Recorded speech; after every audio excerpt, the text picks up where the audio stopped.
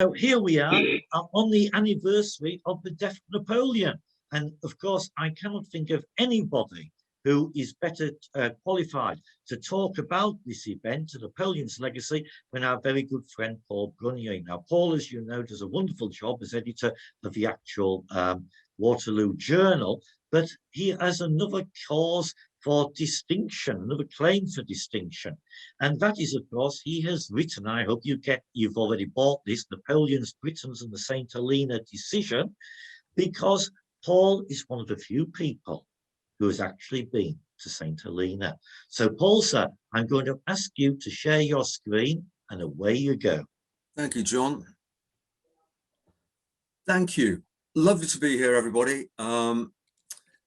Momentous day.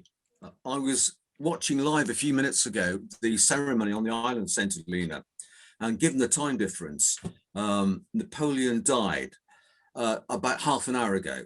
Technically, Dr. Arnott declared that at 11 minutes to 6 local time on St. Helena, he'd actually died. This is going to be a real run through those 6 years.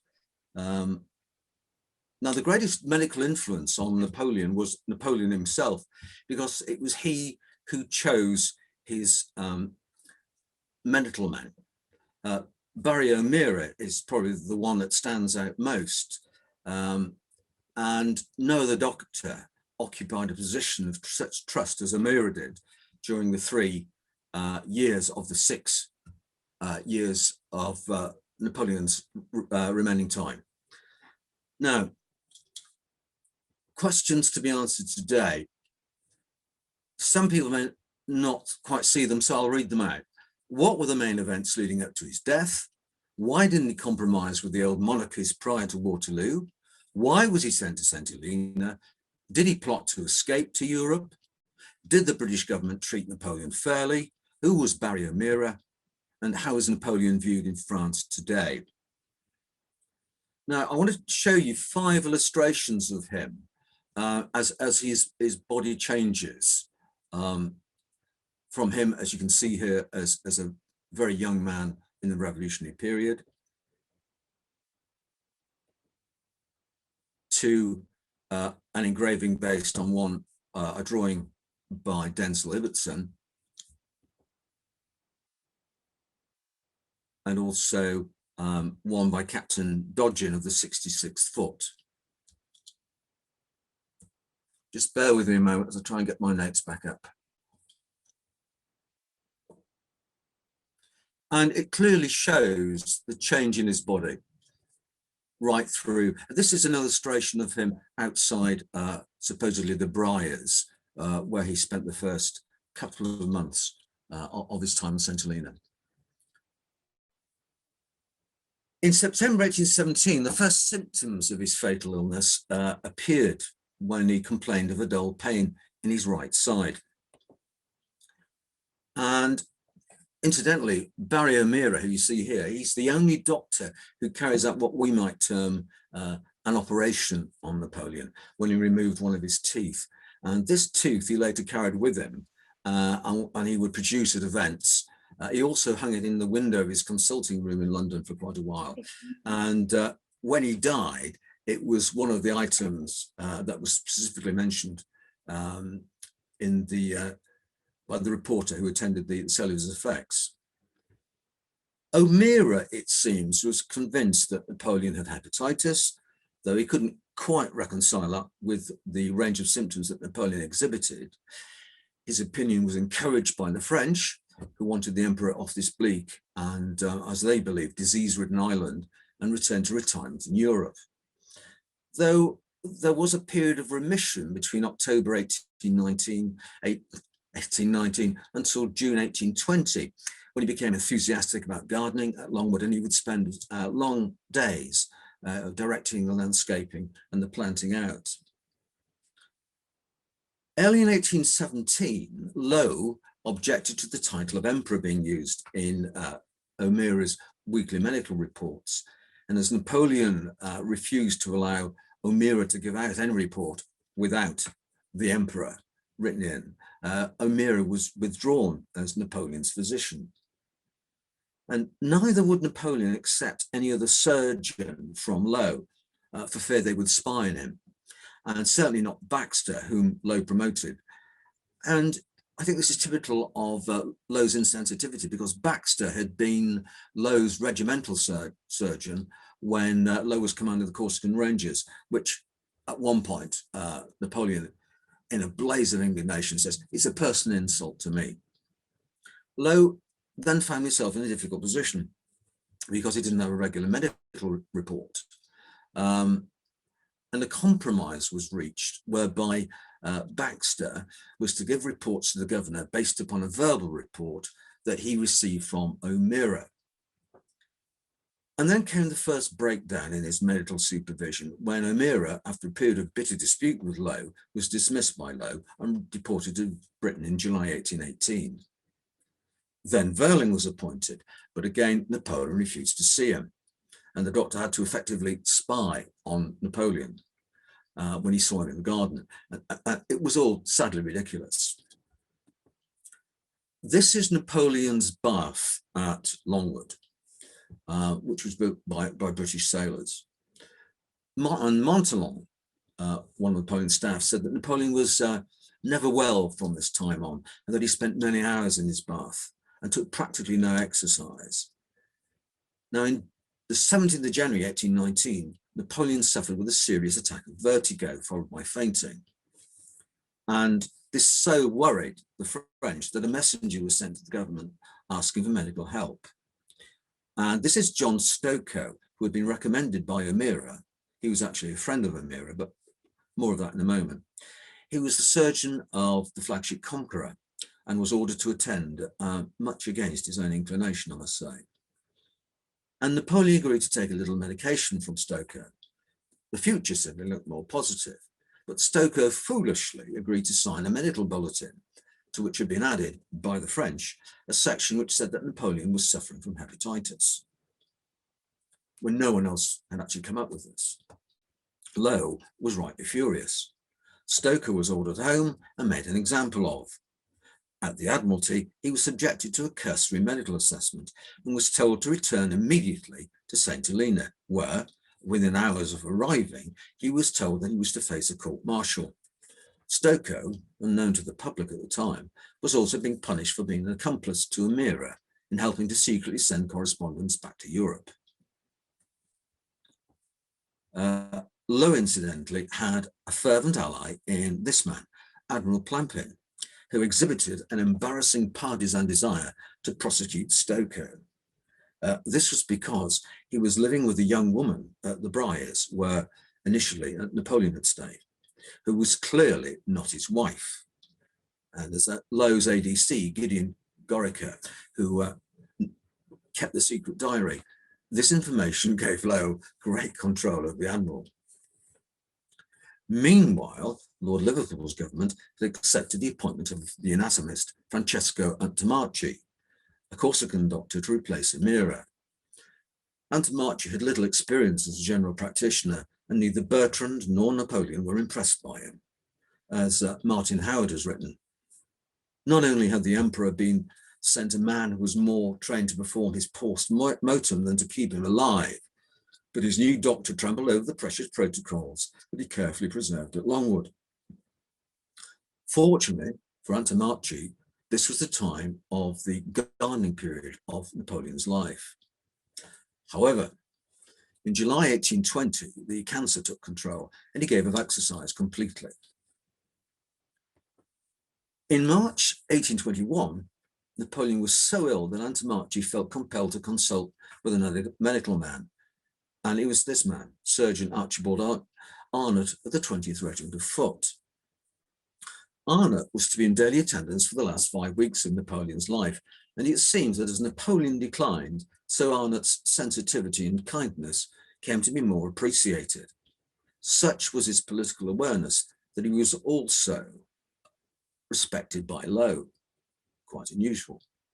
On the 15th of April, Napoleon, accepting that he was dying, summoned Montalon and Marchand, his very faithful personal valet, and dictated his will to them. From then on, Napoleon's mental condition also started to deteriorate rapidly. On the 3rd of May, Napoleon lost consciousness and became at times quite delirious. And then, today, 200 years ago, he passed away at 5:49 local time.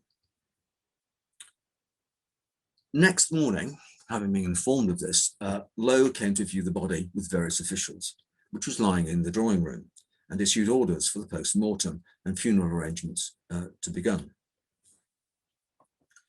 The post-mortem was carried out at 3 o'clock that day. This was performed by Antomarchi with 7 British doctors in attendance. Oiled cloths were placed on the billiard table before the body was placed there. This is the croquet plan, which you probably haven't seen before. And if you just have a look at the numbered squares, you can see the various rooms in the front of Longwood House.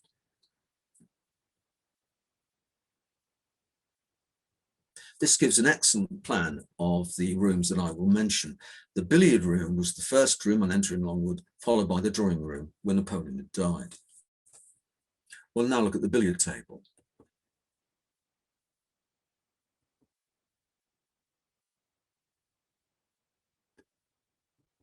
And a view from the drawing room into the billiard table.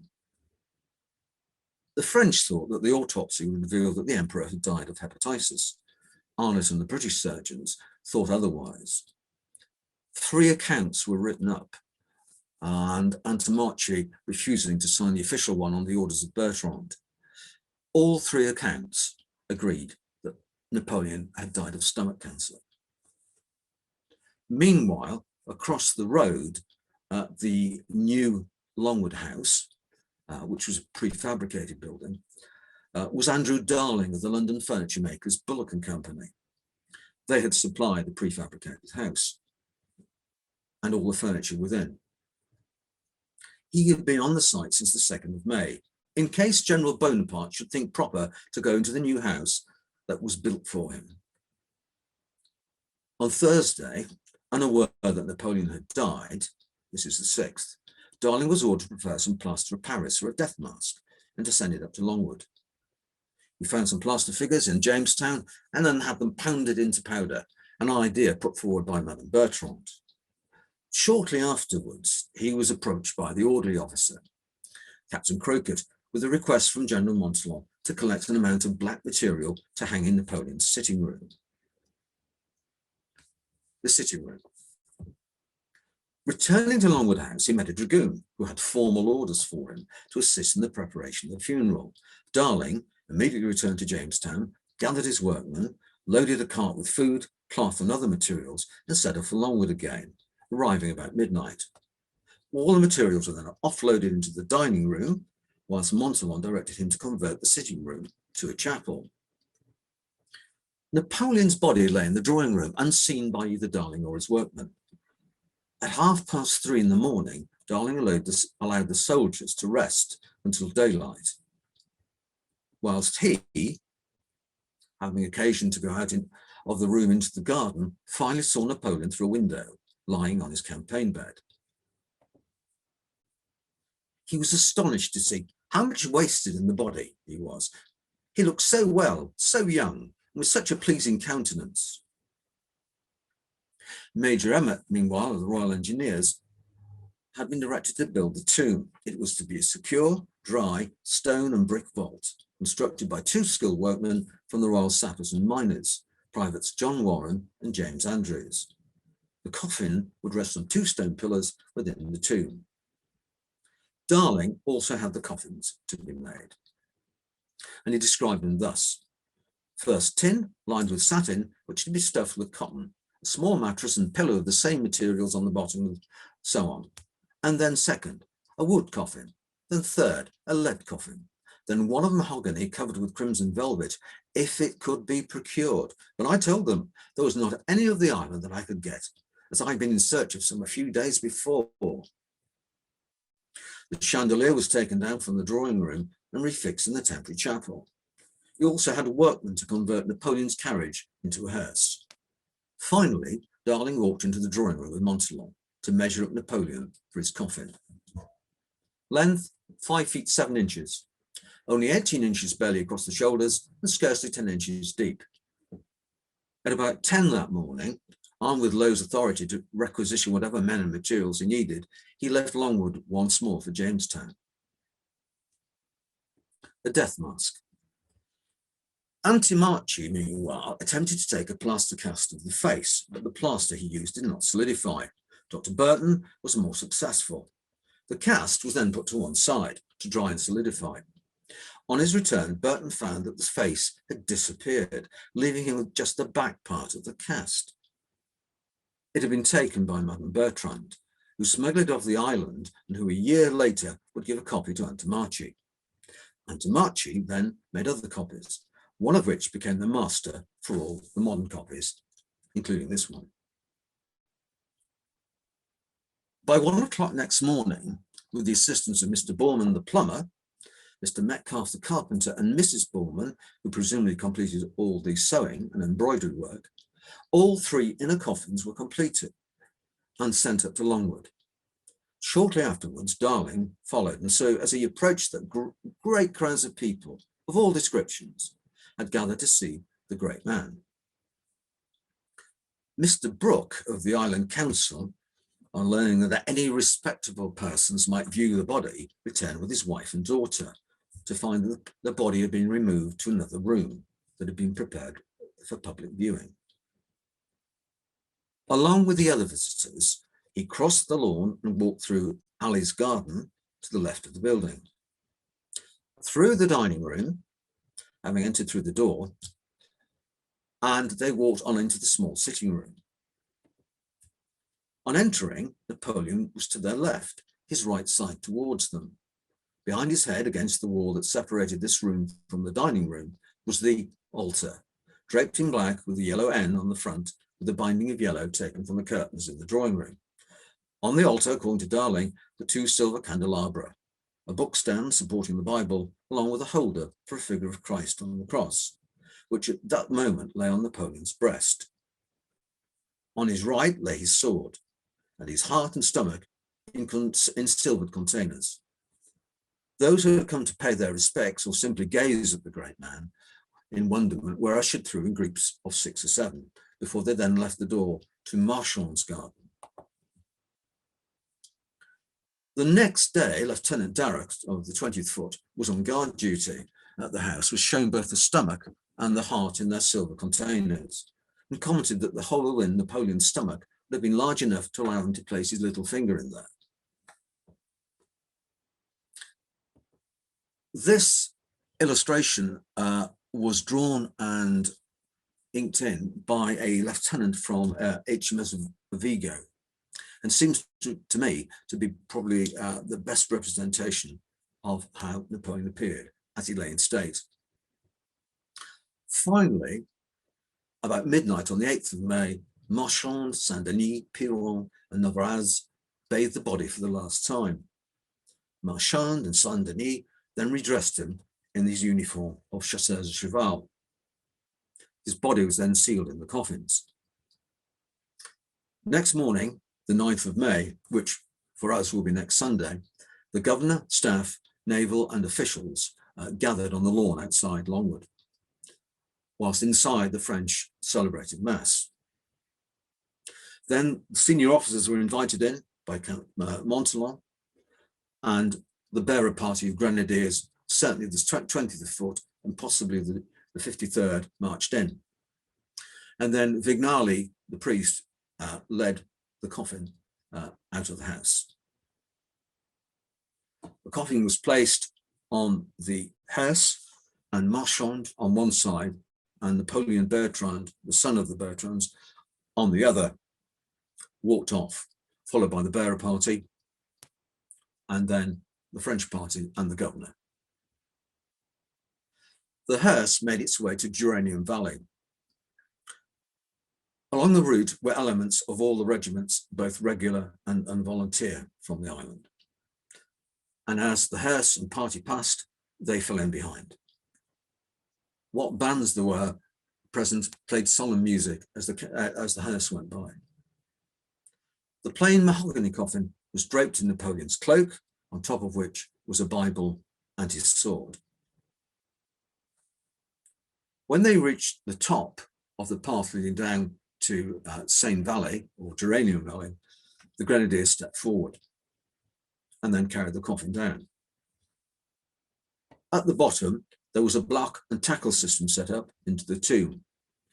As the coffin was lowered, 3 salvos of artillery were fired up from the road above. Finally, the priest said prayers and left. After everyone else had left, a large stone slab from a gun platform was lowered into position. On top of this was a layer of masonry, almost a foot thick, secured by iron bands. On this was laid Roman cement, and above this 5 feet of earth. Finally, a 3-inch slab, one of those intended for the floor of the kitchen of the new Longwood house, was lowered in and cramped with iron bands. A sentry was then put on guard until all of this was set hard, and later a wooden fence surrounded the area. The railings that you could see in the previous slide were some of those intended to surround the immediate garden of New Longwood House. Now, the near magical image that Napoleon had created of himself during his lifetime persisted into his final years on St. Helena. The expense of maintaining them there was considerable.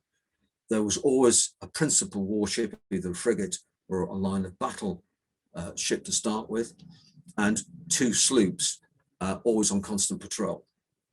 The practical schemes to spring off the island were very few. The impractical schemes, based largely on, it seems to me, a combination of gossip, ramblings of the unwell, and a number of charlatans who were simply there to make money out of Napoleon's plight. So why didn't he compromise with the old monarchists before Waterloo? Munro Price, writing in Napoleon, the End of Glory, points out that Napoleon's defeat at Waterloo was not the end for Napoleon. That end had come with the Battle of Leipzig, when he had lost both his throne and his legitimacy. His return to France was a less desperate attempt to reverse this verdict, and it was bound to fail. Several times during the 1814 campaign, the major powers had offered him compromise peace terms, but he wouldn't enter into discussion of them. With Napoleon, as we all know, there was always the practical matter that having fought 7 coalitions, most of which had begun the wars, diplomacy seemed to work best for him, he always thought, from a position of military supremacy. One more victory was all I need, perhaps sums up his approach to diplomacy.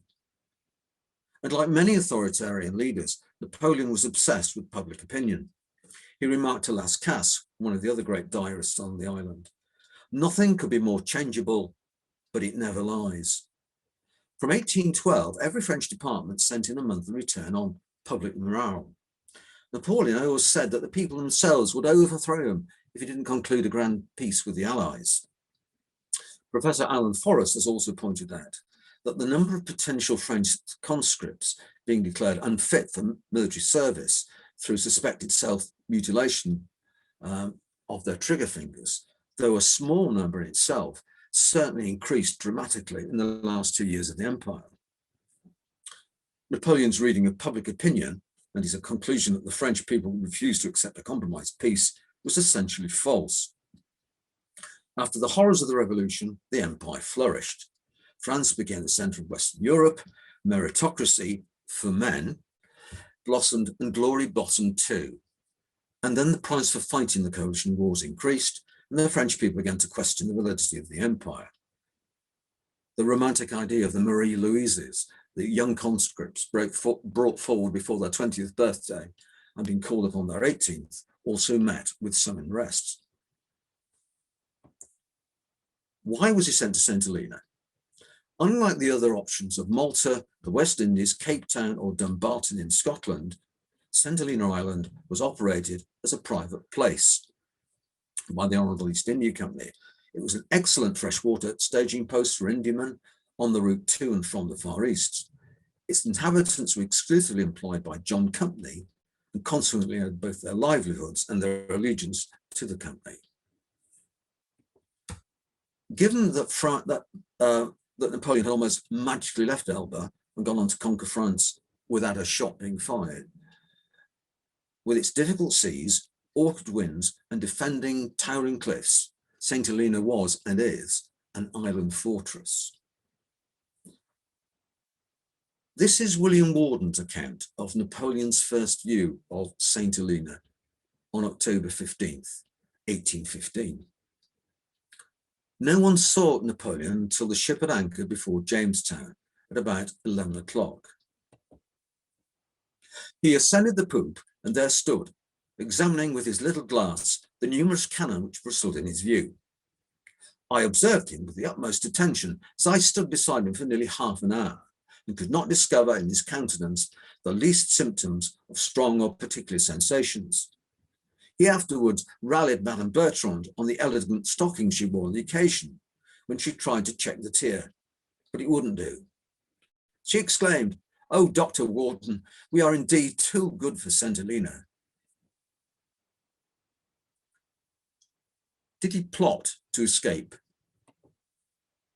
Napoleon never seriously contemplated escape from the island, although there were concerns amongst European governments that exiled groups of émigré Frenchmen were determined to free him from his imprisonment. In a letter from Major General Sir Henry Bunbury to Lowe, dated May 1816, "They are buccaneers of the most enterprising and desperate character, men of all countries, but the greatest proportion are American. The captain is named Sontag, probably a German. There are some Italians, and these live at San Salvador, of an Italian who keeps the cafe at San Salvador. And this man's wife, it is stated, resides at St. Helena. All these adventurers are full of schemes." There were also worries that Napoleon had the possibility of being able to access large amounts of ready cash. Bunbury to Lowe in March 1816.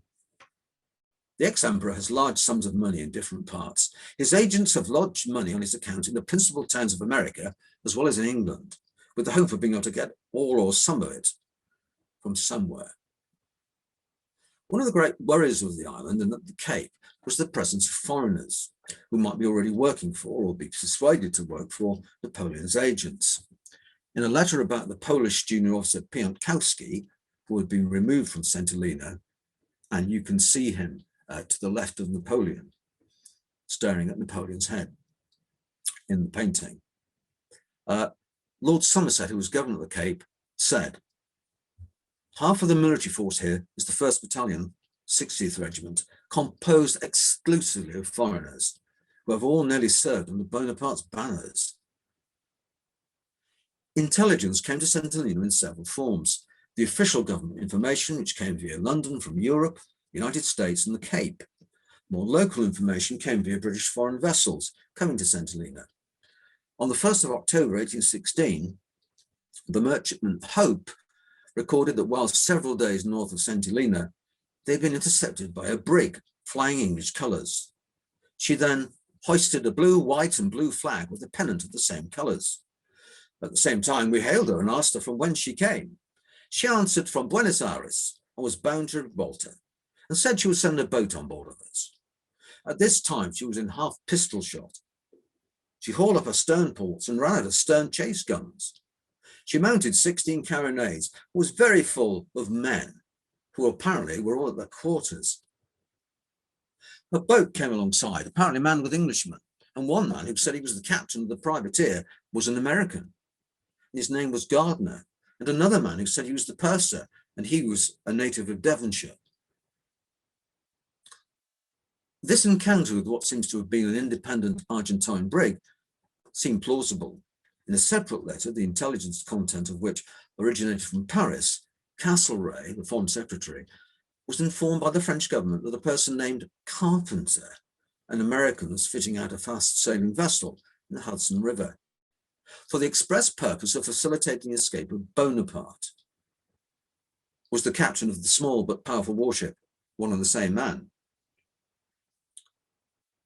O'Meara's influential work, A Voice from St. Helena, which was published in London in 1822, recording Napoleon's views on escape.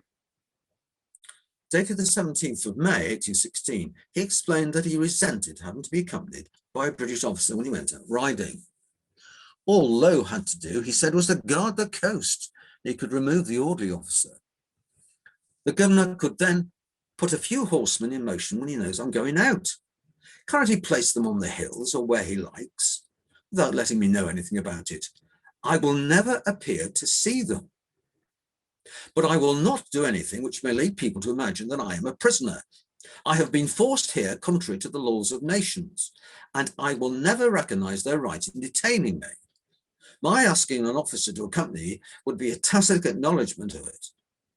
I have no intention of attempting an escape, although I've not given my word of honor not to try, and neither will I ever give it, as that would be acknowledging myself a prisoner, which I will never do. In July, he also said that even if he were inclined to try it, there were 98 chances out of 100 against succeeding. Notwithstanding which, continued he, this jailer imposes as many restrictions as if I had nothing more to do than to step into a boat and be off. It is true that while one lives, there is a chance, though chained, enclosed in a cell, and every human precaution taken, there is still a chance of escape. And the only effectual way to prevent it is to put me to death. Napoleon also acknowledged that France was now a different country and did not necessarily wish for his return. Speaking in October 1816, he said, should he return uninvited, he would be obliged to turn executioner and cut off the heads of thousands to keep myself in. Oceans of blood must flow to keep me there. I have made enough noise in the world already, and perhaps too much. Now I'm getting old and want retirement. These, continued he, were the motives which induced me to abdicate the last time. In another entry dated 2 years later, in 1818, O'Meara records some of Napoleon's remarks on Lowe's lack of initiative as a governor.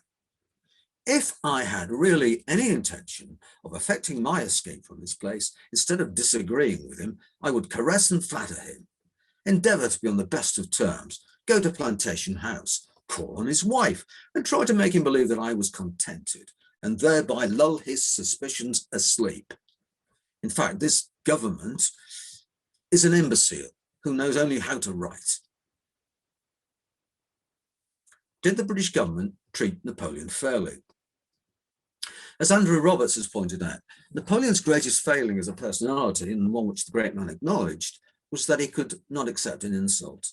So, for him to descend from Emperor of the French to General Bonaparte in British official documents, and to be addressed as General by the British, he found this very insulting. In all his incarnations, he had achieved great things. And yet now, the British dismissed its achievements as though neither the Republic nor the Empire had ever existed. Consequently, there was an endless campaign of complaint against the Hudson Lowe, against the House, the food supplied, the sentries, the restrictions on riding out, etc., etc. To that end, letters sent secretly, many of them via O'Meara, flowed out of St. Helena like water out of a broken pipe. He was supported in Britain by a few of the Liberal Whigs, notably Lord and Lady Holland. In 1817, armed with the contents of a smuggled letter of complaint, Holland rose in the House of Lords to raise those complaints. Entitled The Remonstrance, and ostensibly written by Count Montholon, but of course dictated by Napoleon, and published on several occasions in Britain, and torn apart in the Tories supporting the Quarterly Review, it contained a number of complaints. There were, said Holland, rumours and reports in circulation, some of which were more credible than others, that Napoleon had been the subject of unnecessarily harsh and cruel treatments. These were chiefly that he lived in a damp and unhealthy environment, that the best hours for exercise were denied to him, that he did not receive specific books or newspapers, that he was denied access to his bankers via private letters, and that sealed letters of complaint to the Prime Minister were not permitted to leave the island unless they were open and shown to the governor. Bathurst, Secretary for War and the Colonies, raced to reply.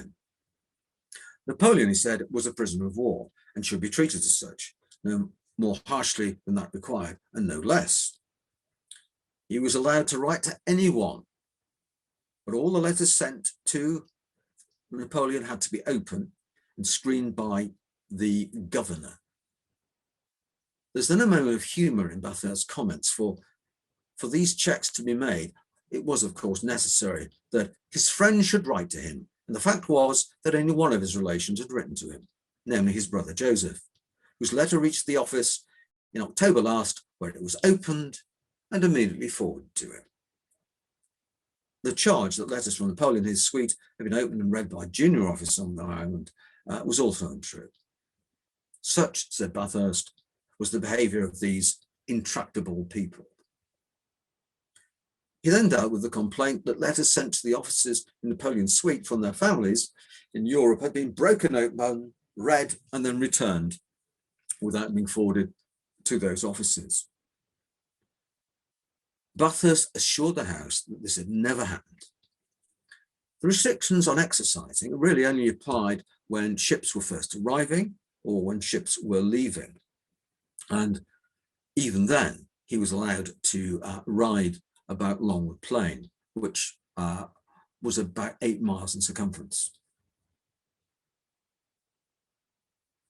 Napoleon was forbidden from speaking to the local inhabitants, but again, when vessels were either dropping anchor or when they were on the point of departure. The visitors who came to the island were not forbidden from speaking to him.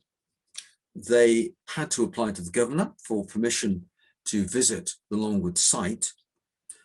If they wished to have an audience with Napoleon, then they had to separately apply to General Bertrand, as this was not a ticket affair, and they had to be screened then.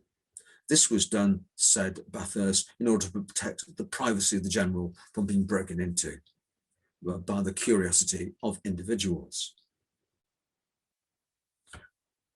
That he could not speak with officers of the British garrison. This again was simply not true, said Bathurst. This, incidentally, is probably an overflight, probably in 1947. In 1947. That Napoleon could not move out of his house at the only time that exercise was healthy in that climate. Now, this is a plan by Lieutenant Crockett, it's dated 1821. I came across this recently, and I believe it shows the daytime sentinels marked by the dark brown or red dots. And you can see that in this, roughly where the house is, you can see Ali's garden and Marchand's garden, either side of the house. And all the sentries are beyond the boundaries of the house. Though he had not free passage to the island after sunset, he might, at any hour, walk in his garden. Sentinels were stationed there after sunset, and he expressed his dislike to walk when he was thus being watched. Sir Hudson Lowe, with every desire to attend to his wishes, after that fixed the sentinels in places where they would not look at him. This is the map, part of which I showed you earlier, and although it may be slightly difficult, you can see red dots on this as well. And the sentries have been drawn in at night time to prevent unwanted intrusion, not to keep him in. Well, half and half. Better, said Bathurst, that we now debated the arrangement of sentries than that they had Sir Hudson Lowe before them, explaining how, had they removed the sentries, they would have ended up today perhaps with Sir Hudson Lowe at the bar of the house before him, wondering why the sentries had withdrawn and why Napoleon had subsequently escaped. As for the awful conditions in which he lived at Longwood, it had to be borne in mind that Napoleon had suggested to Admiral Cockburn, after his initial visit to Longwood, that on being told that the house was not immediately available to occupy, then he would be contented the tent on the lawn. What Bathurst either did not know or did not choose to share with their lordships was that Longwood was usually only occupied in the southern hemisphere months, because otherwise you do get these great rolling banks of fog coming in. And earlier this evening, when I was watching the ceremony at Longwood House Live, I was suddenly aware of people putting up their umbrellas as a rolling fog was coming in off the Atlantic Ocean. It was just unfortunate that Longwood House was on that half of the island that is subject to it. With regard to the new house, Napoleon had remarked that he expected to release in 2 or 3 years with a change of government, either in France or England. It was better that only that short-term improvements were made to the present house. Finally, Bathurst moved to the very core of the debate. What Napoleon objected to most of all when discussing these matters was this: every attempt to render his residence convenient was made the foundation of a charge against the governor, and that he watched the moment when an attention was paid to his wishes to make that very attention a source of complaint. He then dealt with Napoleon's claims, so eloquently built up in the Themistocles letter, that he was not the prisoner of England, but someone who had placed himself under its laws. Bathurst pointed out that those very major powers who he now claims would have behaved more kindly towards him were the very same countries he had invaded and ill-used. Napoleon, he said, should be kept in close confinement. And he considered any measure justifiable which was necessary to prevent that man from again breaking loose and throwing Europe into agitation. The motion for an investigation was defeated without a vote. There were far more pressing matters to be attended to in Britain. The change from a wartime economy and the subsequent mass unemployment and fears of political unrest were of greater concern to the Tory government than a comfortably ensconced former head of state. And yet there were pressing problems on the island. In an unsigned survey of the island's resources, undertaken shortly after the governor had arrived under the heading of food, it was pointed out that on St. Helena, the first object of consideration is food. The necessary restriction on the night fishing, consequent on the custody of the state person, have exceedingly diminished the supply of that wholesome and cheap fresh animal food to both soldiers and inhabitants.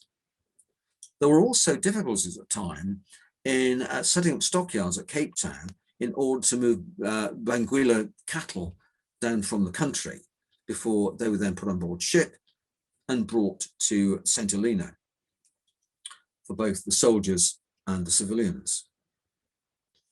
In terms of Low's provision of Napoleon's allowances, these were briefly reduced, but when complaint was made against these cuts, Low had them reinstituted. He also had them raised, and also there were times when he provided foodstuffs to Longwood out of his own pocket. They certainly did not suffer up at Longwood, but if they did suffer, so did all the other islanders, because foodstuffs were late in arriving. However, that's not to say that Napoleon didn't use this. O'Meara describes how on one occasion, 1816, Napoleon staged the public event in Jamestown when he had some of his silver plate broken up and weighed so that it could be turned into ready cash. And Montholon had applied to Captain Poppleton, the orderly officer, for an officer to accompany the plate into town. It was very theatrically done to spread the idea that Napoleon was kept in relative poverty, deprived of even basic foodstuffs and other domestic comforts. What role did Barry O'Meara play in Napoleon's plans? Barry O'Meara is a fascinating character. He'd spent several years in the Mediterranean as an army surgeon with the 62nd Regiment of Foot, becoming a relatively good speaker of both Italian and French. Dismissed by a court-martial for acting as a second in the duel, which did not take place, he quickly found a position as a naval surgeon an able raconteur, and he was offered the post of surgeon to Napoleon on board of Bellerophon. This is just a rough sketch, and I think part of the slide is covered. But the line in the center represents 1815 going across to 1821. And the first blacked out figure is Mango, the private Paris doctor who refused to go to St. Helena. There's then Surgeon Warden, who writes a pamphlet, effectively, supposed to be 7 letters sent to a friend of conversations that he had engaged in with Napoleon on board HMS Northumberland. They were very poor, and he got a severe telling off as well for writing about the state prisoner. There, with the blue line below him, is O'Meara, and you can see it's roughly taken half those 6 years. And then we got Stokoe, who was court-martialed, who only sees Napoleon about 6 times when he's basically forced to go and attend to him. And then we get Antomarchi, who certainly on my screen is hidden at the moment, and then we get Arnott.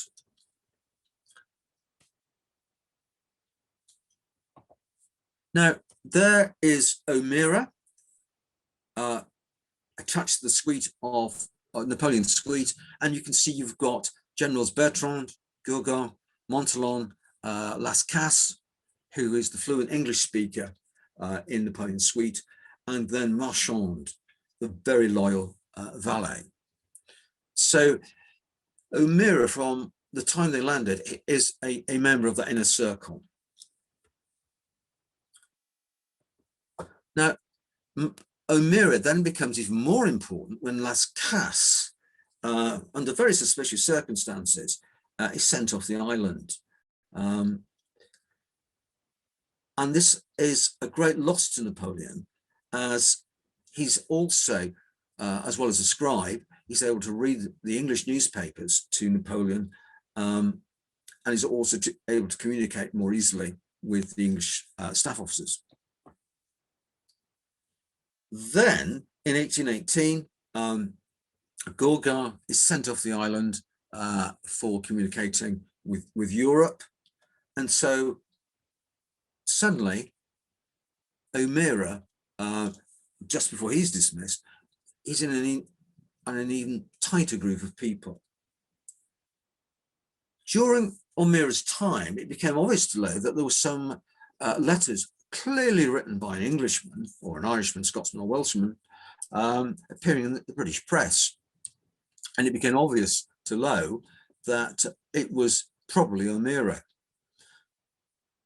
But to start with, there was very little direct evidence against O'Meara, and the government in London were very keen that O'Meara should remain as Napoleon's surgeon, as Napoleon thought so highly of it. And so they were prepared to turn a blind eye to a number of the transgressions of the regulations that O'Meara seemed to make at an increasing rate. O'Meara then further irritated Lowe by revealing partway through his time on the island that, without informing Lowe, he was engaged in corresponding with a very senior official at the Admiralty, the statistician John Finlayson. Some of the letters, he explained to Lowe, had then been passed on to government ministers and possibly to the Prince Regent. Lowe felt betrayed and politically undermined. He demanded that O'Meara curtail his interactions with the French at Longwood. This, O'Meara, not surprisingly, found very difficult to do. And he finally sided with Napoleon against Lowe. Having done so, he tried to delay or ignore instructions sent by Lowe. In 1818, Lowe had sufficient evidence against O'Meara to have him dismissed, and O'Meara was sent home to face a court-martial. In London, he was struck off the list of naval surgeons, as he had been found to have passed correspondence out of the island, to have assisted Napoleon in gaining control of money held in a Paris bank, published letters accusing Lowe of bullying Napoleon, and the greatest charge of all, O'Meara had claimed that 2 years previously, Lowe had urged him to hasten Napoleon's death. This is John Wilson Croker, who was the civilian head of the Admiralty. And in his letter of dismissal, Croker had rhetorically asked why, if the last accusation was true, had he remained silent for 2 years before revealing it. It was a clear dereliction of his duty, both as a medical man and as an officer. This, you'd have thought, would have done for O'Meara. No such thing. He continued to work on his influential A Voice from St. Helena, and it would run to a 5th edition within 12 months of being published in 1822. He bombarded the newspapers with his side of the story. Now, he had a lot of free time on the island because he was effectively only attending to Napoleon and his suite of officers. So he kept a copious diary. His 2 volumes run to over 250,000 words throughout his 3 years with Napoleon. He was able to produce extracts from letters written to him by Lowe's staff officers, from Finlayson at the Admiralty, and from Napoleon's staff officers too. It was a scandal that would spread across British newspapers from London to Edinburgh to Dublin, across to the West Indies, the USA, and on into India. In response to O'Meara's public campaign, the government supporting Quarterly Review published at the beginning of 1823 a review of A Voice from St. Helena. It was anonymous, as was the practice at that time. Unfortunately for O'Meara, it was written by Croker, the man who just dismissed him from the Navy and who had access to all the documents and more that O'Meara had access to.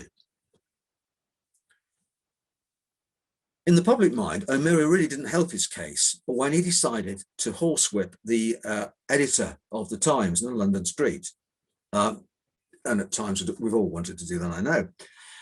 Now, this was particularly inappropriate in O'Meara's case, as he actually flogged his innocent brother rather than the editor.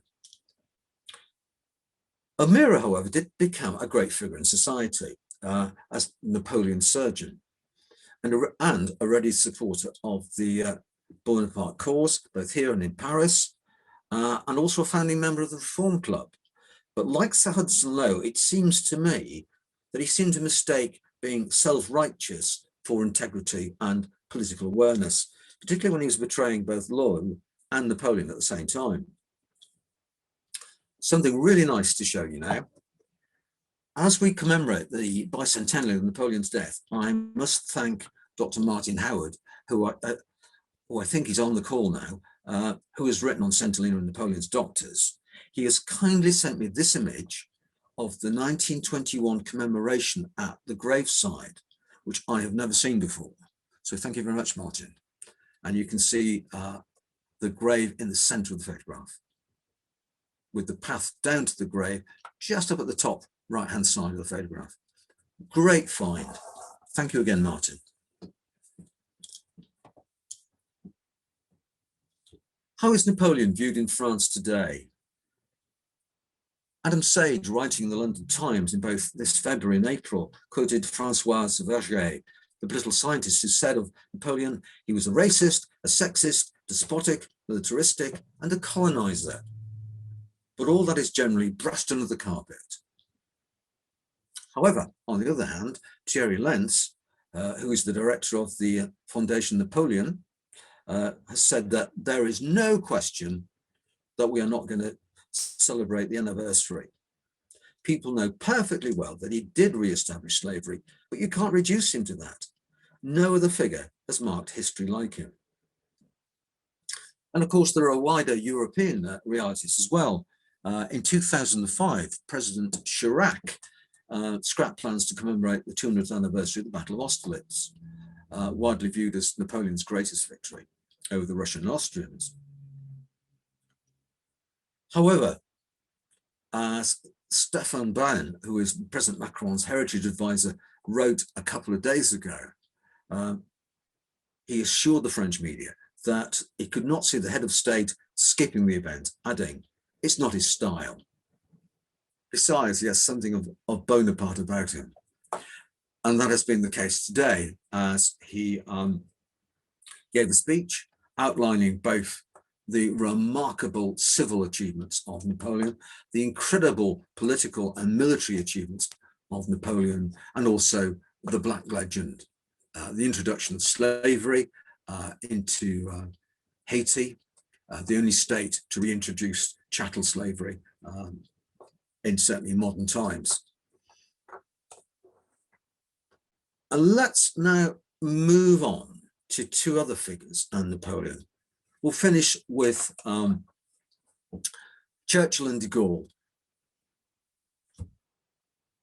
In November 1944, they visited Napoleon's tomb and commented, "In the world, there is nothing grander."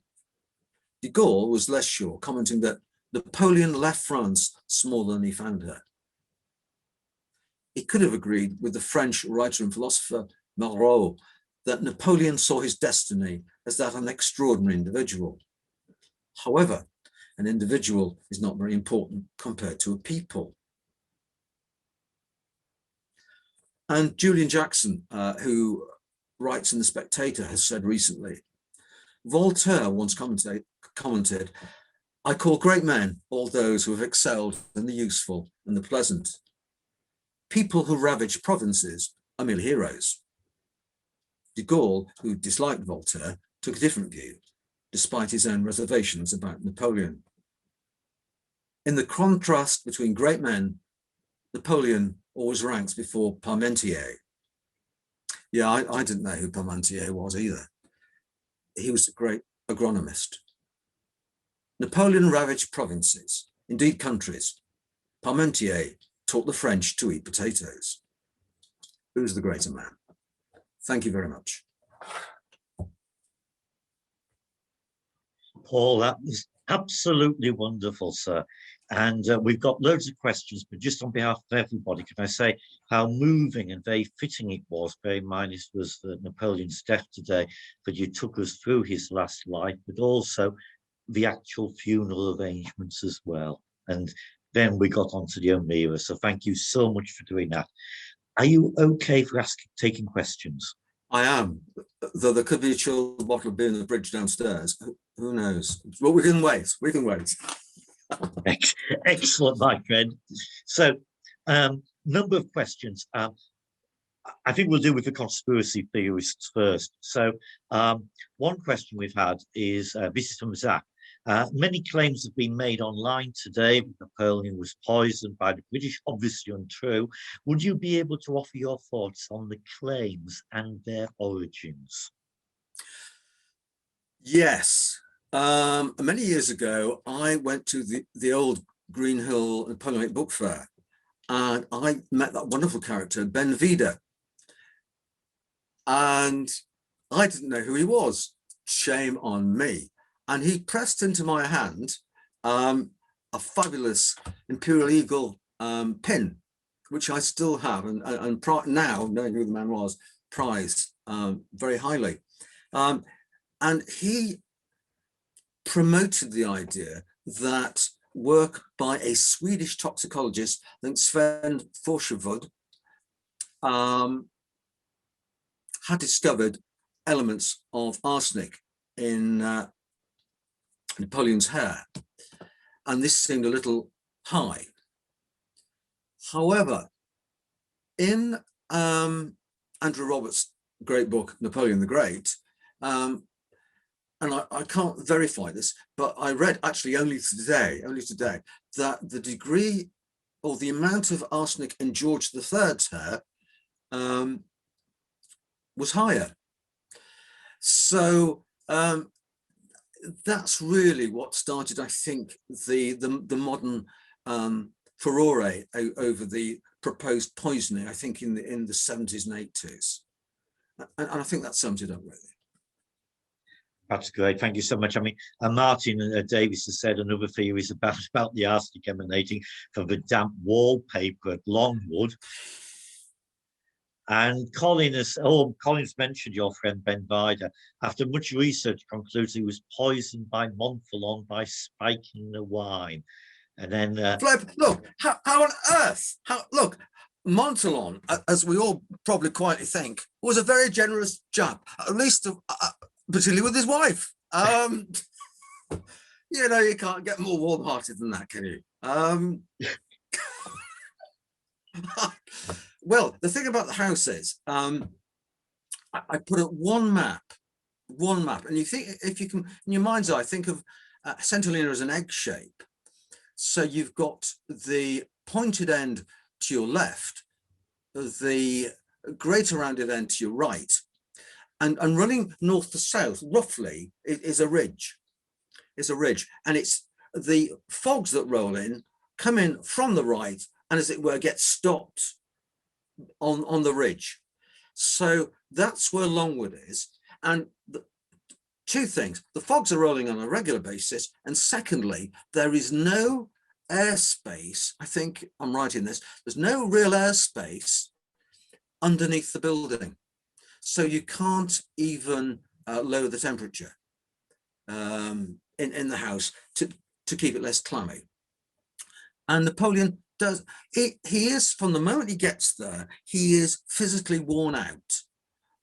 And I always say, one of the things that you can't really address is, historically, is just how clapped out does he feel? How tired all the time is he? And I think that has an effect as well on him. But yes, arsenic is used.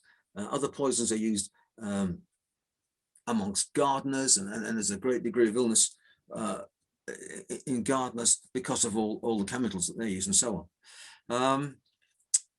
But no, I've not read anything else about that.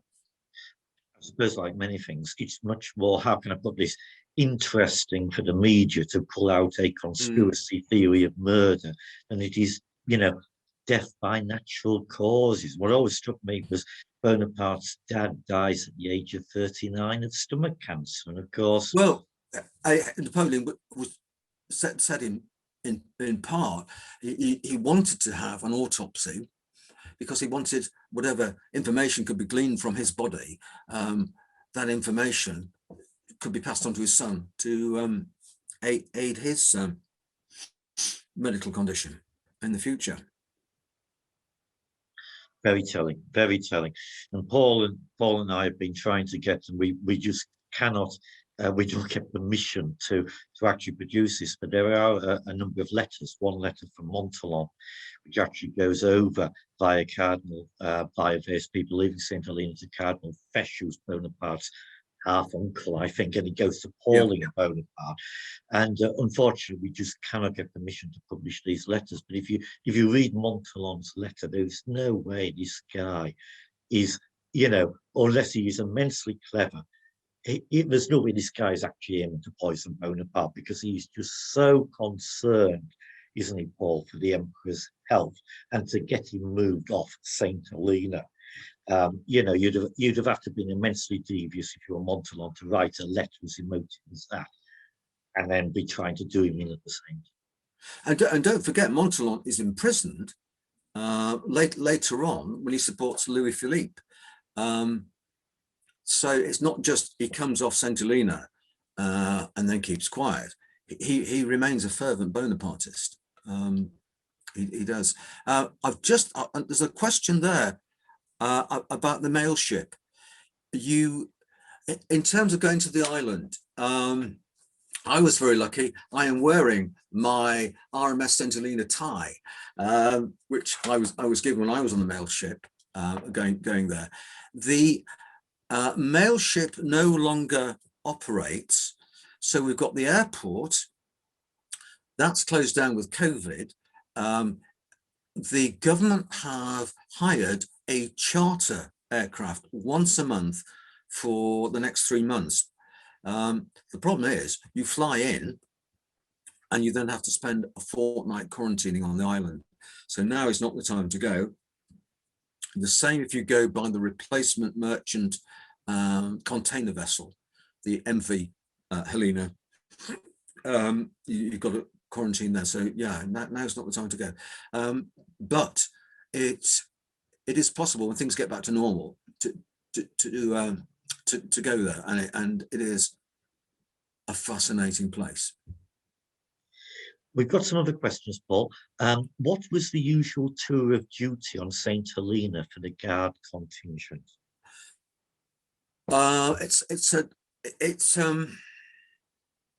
So you get the 66th go out there, the 20th go out there, and the 53rd, and it's about three years. And the other thing, of course, is there are two John Company regiments. There is a battalion of artillery, and there is a small battalion of infantry there as well. So by the time the two British battalions turn up, you've almost doubled the population, hence the difficulties with supplying the island regularly with food, and not very good water available. But yeah, about three years. The same for the warships as well. Super. Now, I don't know how I'm going to phrase this question, and I apologise, ladies, for raising this subject, but this is from Robert Burnham, so I think I'm just going to have to read it straight. In 1997, I was rafting through the Grand Canyon and met a family of weapons manufacturers from Pennsylvania. They brought up that they recently bought, yes, Paul, you've guessed this one, haven't you, my friend? They brought up that they had recently bought Napoleon's penis. They did not know at the time that of my interest in the era. Obviously, it was cut off after his death as a souvenir. Do you think there is any truth in this? Well, it's funny you should say that. If I reach over here, can we move on, John? Can we move on? I should have known. Yes, Rob Burnham, I should have known. I will move on then, and Andrew has asked a question. What do we know of Napoleon's mental health, if anything? I think it's down, as you were saying about Montholon. It's about interpreting material. I think he's bored. I think he becomes depressed. He will not admit to being a prisoner. He will not, from the middle of those 6 years, he's more overweight than he was to start with. He doesn't eat a great deal of fruit and vegetables. He complains that O'Meara takes the tooth out, and he complains, Napoleon complained about the spongy gums on several occasions, and he's just fed up. He's just fed up. And O'Meara, he does, you've got quarter of a million words. I'm a bit skeptical about O'Meara, but there are a number of times when he says how angry Napoleon is with Lowe, who tries to do the right thing, but is really lacking in imagination, and so upsets him very easily. And as I quoted, when Lowe's all suspicious of Napoleon, about he's going to try and spring himself off the island somehow by magic. If I really wanted to do that, I'd start by flattering him, as he had done on Elba. So there's nothing to see here, nothing to see here.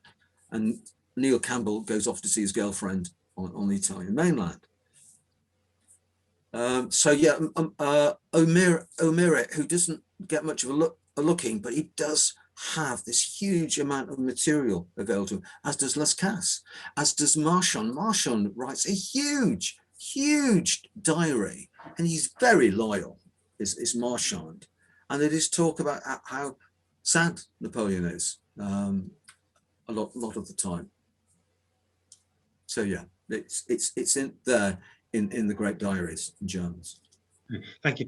Andy Sumnall has asked a question about Gougaud's talks of Napoleon in St. Helena, and he asks, is he considered of value as a record?